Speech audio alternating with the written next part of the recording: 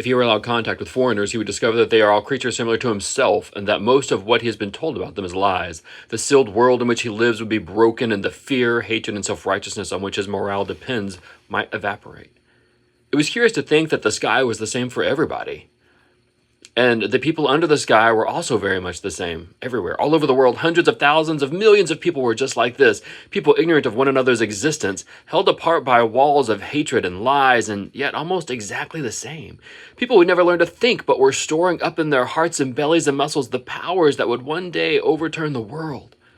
The thing he was not about to do was open a diary. It was not illegal. Nothing was illegal since there were no longer any laws, but if detected, it was reasonably certain it would be punished by death, or at least by 25 years in a forced labor camp.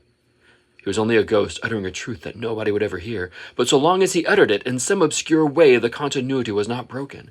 It was not by making yourself heard, but by staying sane that you were carried on the human heritage. The enemy of the moment always represented absolute evil. Who controls the past controls the future. Who controls the present controls the past. It is a beautiful thing, the destruction of words. Don't you see the whole aim of Newspeak is to narrow the range of thought?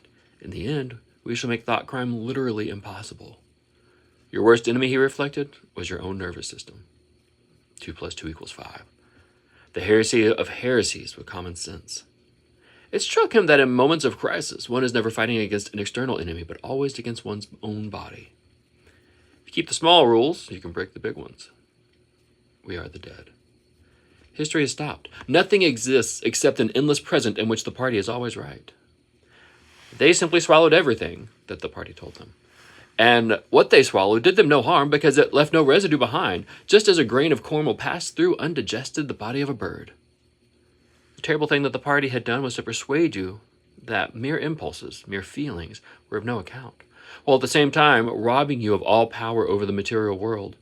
When once you were in the grip of the party, what you felt or did not feel, what you did or refrained from doing made literally no difference. They can't get inside you. If you can feel that staying human is worthwhile, even when it can't have any results whatever, you've beaten them. Doublethink means the power of holding two contradictory beliefs in one's mind simultaneously and accepting both of them. We are not interested in the good of others. We are interested solely in power. No one ever seizes power with the intention of relinquishing it. Power is not a means, it's an end. If you want to see a picture of the future, imagine a boot stamping on a human face forever. Stupidity was as necessary as intelligence and as difficult to attain. So I just finished reading 1984 on my YouTube channel. I'll put the link in the notes. Please subscribe and listen to my reading of 1984.